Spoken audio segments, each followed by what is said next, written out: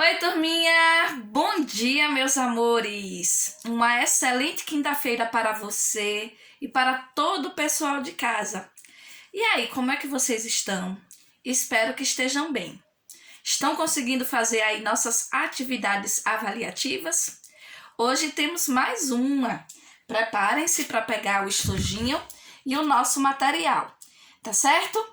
Mas antes de qualquer coisa, como sempre, vamos começar nossa manhã fazendo os nossos agradecimentos, nossos pedidos, não é verdade? Já estamos aí no dia 8 de outubro, não é? Como os dias têm passado rápido, e semana que vem é a Semana da Criança, a sua semana. Então, vamos fazer a nossa oração em sua homenagem, criança, pedindo aí saúde para você, muitas alegrias, que você seja sempre essa criança doce, cheia de energia, cheia de amor, que você seja sempre muito feliz. E eu quero, desejar muito amor, queria dar um abraço em cada um de vocês, mas a gente ainda vai ter essa oportunidade. Não é verdade, turminha? Então vamos lá começar a nossa rotina fazendo essa oração por você, criança. Vamos lá? Santo anjo do Senhor, meu zeloso guardador, se a ti me confiou a piedade divina, sempre me rege, me guarde, me governe, me ilumine. Amém. Amém, turminha. E que sua quinta-feira seja repleta de coisas boas. Então, vamos que vamos pegar aí nosso material e nosso estojo para a gente começar mais uma rotina. Vem com a Prolaís que eu já vou explicar a nossa atividade avaliativa dessa manhã de quinta-feira. Vem comigo. Então vamos lá, turminha, pegar o nosso classificador, tá certo? O estojo, tá bom? Hoje, nossa atividade avaliativa será de geografia e história. Nossa atividade avaliativa conjunta, tá? Essa aqui, tá certo? Vocês vão retirar aí do envelope, tá? Pra gente realizar essa atividade essa manhã, tá bom? Deixa eu colocar aqui. Já finalizamos, né, turminha? Amanhã será a nossa última atividade avaliativa, não é verdade? Deixa eu pegar aqui. Primeira coisa, né, turminha? Sempre preencher o nosso cabeçalho, tá? Vamos pegar aí nosso lápis, nossa borrachinha, apontador, não é verdade? Borracha. Deixa eu pegar aqui uma caneta pra gente poder fazer aí o cabeçalho, tá certo? Pois então vamos lá fazer aí a nossa identificação, nosso cabeçalho, tá bom? Coloca aqui o seu nomezinho, nome completo de caneta, o nome da Prolaís, tá bom? Data de hoje, 8/10/2020, tá bom? Então, feito o cabeçalho, nós vamos acompanhar aí a explicação da tá certo? Deixa eu me aproximar aqui um pouco mais da câmera. Opa, sacudiu aqui, né? Pois então, turminha, vamos aí começar mais uma atividade avaliativa, certo? Primeiramente, nossa frase, né, aqui no início, foi o tempo que dedicastes à tua rosa que a fez tão importante. O Pequeno Príncipe. Atividade diagnóstica de História e Geografia. Vamos começar, meus amores, tá certo? Pois então, vou começar aqui a ler a primeira página, tá bom? Todos nós, crianças e adultos, somos parte da história e a construímos o tempo todo com ações, atividades, com a vivência com outras pessoas, etc. Quando escrevemos um texto, tiramos uma fotografia ou gravamos um vídeo, estamos produzindo registros que poderão ser estudados futuramente pelos historiadores para compreender o modo de vida de hoje, tá bom? Esses registros e outros, como objetos, né, que a gente utiliza no dia a dia, são chamados de fontes históricas, tá? Essas fontes, tudo que a gente utiliza no dia a dia, né, no presente, poderão ser utilizados no futuro por historiadores para compreender o modo de vida de nós que vivemos nesse período, tá? No tempo presente. Mas esse tempo presente, uma hora vai deixar de ser presente e vai virar futuro, tá? Veja alguns tipos de fontes históricas. Então, fontes históricas, turminha, são todos aqueles elementos que os historiadores, né, profissionais que estudam aí a origem do ser humano, seu comportamento, sua vivência ao longo do tempo, né? Então, tudo que é produzido pela gente hoje pode ser que futuramente seja estudado aí por esses profissionais que investigam, não é? Que fazem aí registros da nossa história, tá? Então, são fontes históricas. As fontes escritas, né? Como certidões, né? Documentos, cartas, testamentos, livros, jornais, revistas, entre outros. Tudo que foi escrito vai ser considerado fonte escrita, tá? Fontes iconográficas, tá? Fontes que têm imagens, como pinturas, fotografias, anúncios de publicidade, tá bom? Fontes orais, registros falados, né, turminha? Registros de entrevistas, depoimentos, relatos falados, tá bom? Cantigas, isso tudo são os registros orais. Fontes materiais, aquilo que é palpável, que existe, né? Que é real, como construções, vestimentas, brinquedos, cerâmicas, objetos, né, turminha? Entre outras coisas. E temos as fontes imateriais, aquilo que é contado de geração para geração, não é? As lendas, as crenças, as festas populares, tá? Os pratos típicos, né? Uma série de coisas aí que fazem parte das fontes imateriais, tá? Então, turminha, finalizando aqui a leitura desse textinho, nós vamos pegar aqui a pontinha da nossa atividade avaliativa, tá? Opa! Vamos virar aqui no verso, onde nós vamos encontrar as questões 1 e 2, tá? Que vocês vão precisar consultar aí o textinho para responder. Vamos ver o que é proposto aqui no número 1? Vamos lá. Alguns objetos nos fazem lembrar fatos ou pessoas. Pense num objeto que você guarda com muito carinho. Esse objeto, turminha, pode ser um brinquedo, pode ser um material escolar que você tem e que te traz boas recordações. Nós já fizemos uma atividade aí, numa aulinha online, em que a gente fez um registro, né? Nós desenhamos algo, né? Um objeto que traz muitas saudades, né? E que lembram aí momentos vivenciados com uma pessoa, uma lembrança bacana, né? Pois então, aqui na questão 1, vocês vão desenhar e escrever o nome desse objeto que para você é assim maravilhoso. Lembrando, pode ser um brinquedo, tá? Pode ser um brinquedo que você ganhou recentemente, pode ser algo que você ganhou lá atrás, né, no passado. Fica a seu critério.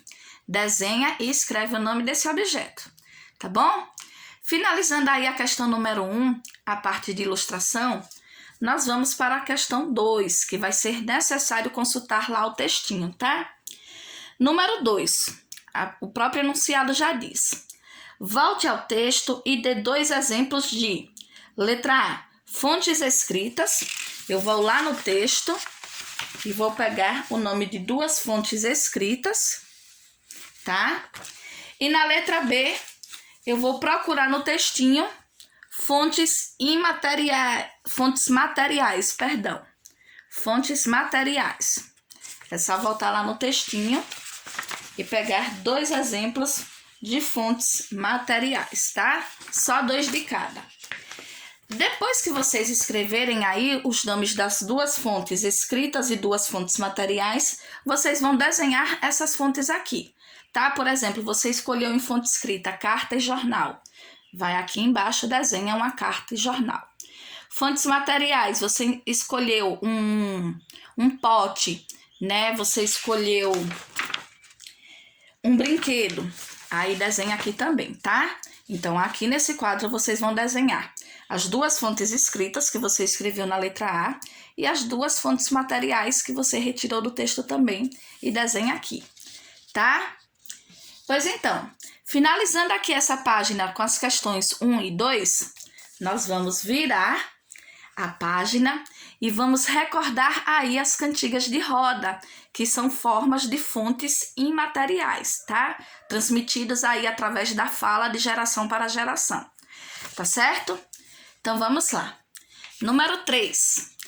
As cantigas de roda fazem parte dos costumes e tradições de um povo e são exemplos de fontes orais, ou seja, são transmitidas através da oralidade, da fala. Use as palavras do quadro para completar a cantiga que o Franjinha está ensaiando com a Magali e com o Bidu. Nós temos aqui o banco de palavras. Sapo, rio, frio, mulher e casamento. É a cantiga Sapo Jururu. Sapo jururu, sapo jururu, na beira do rio, quando o sapo canta a maninha, é que está com... Vou deixar vocês completarem aí a cantiga do Sapo Jururu com as palavrinhas que estão aqui, olha só, nesse banco aqui, no banco de palavras, tá? Em cada tracinho desses, vocês vão colocar uma palavrinha. Essa palavrinha pode ser repetida, tá? Fiquem atentos aí. Completando aí a cantiga de roda Sapo Jururu, que tal fazer uma ilustração? Que tal desenhar aí o sapinho? Pode desenhar o rio, pode desenhar a sapa, né? Que é a mulher do sapo, tá certo? Então vai ficar aqui a critério de vocês fazerem aí o desenho da cantiga Sapo Jururu, tá bom? Então nessa página aqui a gente só tem a questão número 3. Olha só, nós vamos pegar a pontinha e virar, que nós vamos ter aí agora um textinho sobre as escolas de antigamente. Mais especificamente, uma escola, um colégio, o Pedro II, que é o colégio mais antigo do nosso país. Lembrando que as construções, turminha, elas também são fontes históricas materiais, tá? Já que trazem aí todos costumes e histórias de pessoas que viveram no passado, tá? Então vamos lá acompanhar a leitura da pró mais uma vez. Na escola, também podemos deixar muitas fontes registradas, pois é um espaço em que há troca de conhecimentos e convivemos com muitas pessoas. Leia o texto a seguir e responda as questões. Então, as perguntinhas de número 4 e número 5 estarão relacionadas aqui ao texto sobre o Colégio Pedro II, o colégio mais antigo do nosso país, tá? Então, turminha, tudo que é registrado na escola, essas atividades que vocês fazem, pode ser que futuramente os historiadores tenham acesso aí a esses arquivos, a essas atividades, para que possam entender os costumes, não é, dessa época em que vivemos, tá bom? Então, vamos lá. A pró vai fazer a leitura desse textinho aqui, para que você possa acompanhar. A escola tem história. Você sabia que toda escola tem uma história? Pois é. Leia a seguir um texto que conta um pouco da história do Colégio Pedro II, o colégio mais antigo do Brasil. Então, vou começar aqui. O Colégio Pedro II foi criado em 1739, com o nome de Colégio dos Órfãos de São Pedro. Ou seja, o Colégio Pedro II ele tinha outro nome, que era Colégio dos Órfãos de São Pedro, na cidade do Rio de Janeiro. Ao longo de sua história, o colégio passou por várias modificações. Foi transformado em instituto para a formação de padres. Olha só, primeiramente ele começou como formadores, não é? Aí, dos padres, né? Era uma escola religiosa. Depois, chegou a ser fechado em 1818. Mas depois de 3 anos, ou seja, em 1821, o colégio foi reaberto, tá? Em 1838, após uma reforma realizada no prédio, teve seu nome alterado, ou seja, o Colégio dos Órfãos de São Pedro passou a ser chamado Colégio Pedro II, em 1838, em homenagem a Dom Pedro II, imperador do Brasil. Tá bom, turminha? Então, foi no ano de 1838 que o colégio teve o seu nome modificado para Colégio Pedro II, em homenagem a Dom Pedro II, imperador do Brasil naquela época. Tá? Hoje, além do antigo prédio, localizado no centro da cidade, o colégio possui mais 10 unidades escolares, distribuídas por diversos bairros da cidade do Rio de Janeiro. Ou seja, além de ter, né, esse prédio, né, que é antigo, né, da época do Brasil colônia, quando o Dom Pedro II administrava, né, existem outras 10 unidades, outros 10 espaços lá no Rio de Janeiro que fazem parte aí do Colégio Pedro II, tá? Outras 10 unidades. Pois então, número 4. Em que ano e local, ou seja, em que ano e lugar, o Colégio Pedro II foi criado? Perdão. Então, lá no comecinho do texto tem essas duas informações. Qual foi o primeiro nome que o colégio recebeu? Antes de se chamar Colégio Pedro II, esse colégio teve outro nome. Qual foi esse colégio? Qual foi esse nome? Também tem aqui no texto. Número 5, ainda de acordo com o texto. Podemos dizer que o prédio em que funciona o Colégio Pedro II é um tipo de fonte histórica, turminha? Será que esse prédio antigo, que até hoje funciona, que forma muitos alunos, pode ser considerado uma fonte histórica? A resposta é sim, né, turminha? Já que é uma construção aí que faz parte das instituições escolares, né, que forma aí alunos ao longo dos anos, não é? E é uma construção muito antiga, tá? É considerado, sim, uma fonte histórica, tá? Já que foi a partir desse colégio que outros surgiram também, tá? Essa escola tem história. Finalizando aí as questões 4 e 5 nessa página, turminha, nós vamos virar aqui e encontrar a questão 6, que também está relacionada aí à escola, aos materiais de antigamente, que também são fontes históricas materiais, tá? Número 6. Na escola, você utiliza diferentes materiais. Mas você sabia que os materiais escolares já foram bem diferentes? Observe as imagens. Vocês vão observar aqui, turminha, alguns materiais que deixaram de existir, tá? Como o mata-borrão, que ele tirava o excesso da tinta, né? Das canetinhas tinteiro. Cola-goma, tinta nanquim, que era a tinta utilizada para molhar a ponta da caneta tinteira. Canetas de madeira com pena metálica, usada até os anos 60. Estojo, né? Estojos bem diferentes. Apontador de lápis. Olha como era diferente o apontador. Alongador de lápis. Esse daqui é bem bacana, né? Que era para usar o lápis até virar um toquinho. Aí assim os lápis não eram descartados com facilidade, tá? Depois que vocês observarem essas imagens, o que é que vocês vão fazer aqui nesse espaço, nesse quadro bonito aqui? Esses materiais antigos tornaram-se fontes históricas, porque a partir de pesquisas, os historiadores conheceram o funcionamento das escolas de outras épocas, não é?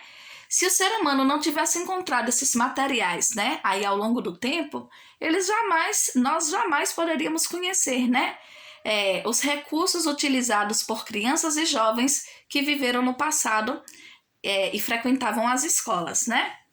Pois então, você também vai deixar registrado aqui os materiais que você utiliza, tá? Você vai desenhar aqui 7 materiais escolares que você utiliza, que você conhece. Caneta, lápis, borracha, caderno, livro, régua, apontador, papel ofício. Vão desenhar 7 materiais escolares aqui. Coloquem os nomes também, tá certo? Então, essa é a nossa questão número 6. Agora, nós vamos pegar aqui a pontinha. Vamos virar. E nós também vamos perceber que os meios de transporte também são fontes históricas, tá? Também contam aí a história de pessoas que viveram em outras épocas, né? E como os carros funcionavam daquela época. Vocês vão observar um carro moderno, né? E um carro antigo. Vou fazer aqui a leitura desse textinho. No caminho de casa até a escola, podemos observar muitas coisas, entre elas alguns meios de transporte. Os meios de transporte são recursos utilizados para transportar pessoas e mercadorias de um lugar para o outro. Tá, turminha? Então, os meios de transporte, eles além de transportarem nós pessoas, né, também transportam mercadorias, tá? Assim como tudo se modifica com o passar dos anos, os transportes também sofreram modificações, tornando-se mais modernos, mais rápidos, não é? E os transportes antigos também são fontes históricas materiais, tá? Olha só que carro diferente dos carros que a gente costuma ver hoje. Estão vendo, turminha? Pois então, que tal responder as questões sobre os meios de transporte? Na questão 7, a gente já vai encontrar aqui uma parte de uma historinha da Turma da Mônica que vocês adoram e nós vamos observar aí o que é que está acontecendo nessa situação. Vamos lá. Questão 7. Observe a imagem a seguir e responda. Nós temos aí algumas situações, né, em que podemos observar o uso dos meios de transporte, tá? Depois que você observar essa imagem, você vai responder as letrinhas A e B. Na letrinha A, quais meios de transporte estão presentes na imagem? Nós temos aí o carro, a moto, a bicicleta. O carrinho de bebê também é considerado meio de transporte, já que vai transportar o bebê para outros lugares, tá? Então, vocês vão escrever aqui na letra A. Na letra B, a Pro quer saber qual desses meios de transporte é o único que pode transportar mais de 2 pessoas. Qual deles pode transportar mais de 2 pessoas, turminha? Aí vocês vão escrever aqui na letrinha B, tá bom? Finalizando a questão 7, nós vamos virar nossa provinha para responder aqui a questão 8, novamente com a turminha da Mônica, que vocês adoram, tá? Escreva o nome dos meios de transportes representados abaixo. Vocês vão escrever o nome dos meios de transporte que a turminha da Mônica aqui está utilizando. Tem canoa, tem carro, tem navio, tem carroça, tem trem. Aí em cada desenho vocês vão escrever o meio de transporte, o nome do meio de transporte representado, tá bom? Finalizando aqui a questão 8, que está sozinha nessa página, nós vamos descobrir o que é proposto na questão 9, tá? Peguei aqui a pontinha. Na verdade, a gente tem aqui uma questão bacana de ilustrar, que eu sei que vocês também gostam. Vamos ver o que é proposto aqui na questão 9. o seu meio de transporte favorito? Ilustre-o abaixo. Ilustrar é desenhar. Então, aqui na questão 9, vocês vão desenhar aquele meio de transporte que vocês mais acham bacana. Independente de vocês já terem utilizado ou não, tá? Tem criança, tem gente que admira muito o avião. Aí vocês vão desenhar o meio de transporte que vocês acham mais bacana, diferente, né? Tá certo? Não esqueçam de colorir e de colocar o nome desse meio de transporte também, tá? Finalizando a questão 9, nós vamos ter a questão número 10, que também é bem tranquila de fazer. Sabemos que os meios de transporte eles podem ser utilizados na terra, que são os meios de transporte terrestre. Sabemos que tem meios de transporte utilizados na água, que são os transportes aquáticos. E sabemos que existem aqueles que são utilizados no ar, né? No alto, que são os meios de transportes aéreos, tá bom? O que é que vocês vão fazer? Os meios de transporte aéreos, vocês vão colocar o número 1.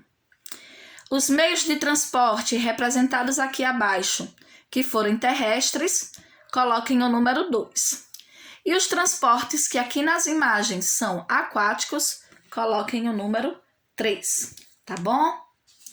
Então, finalizando aqui as questões 9 e 10, nós vamos para a página 11, que é uma questão bem bacaninha, que vocês vão produzir um textinho, uma história, de acordo com o que é pedido aqui. Olha só o que é que vocês vão fazer. Vocês vão escrever o nome de 2 lugares, vocês vão escrever o nome de 2 meios de transporte diferentes e o nome de 2 amiguinhos, podem ser amiguinhos da nossa turma, tá?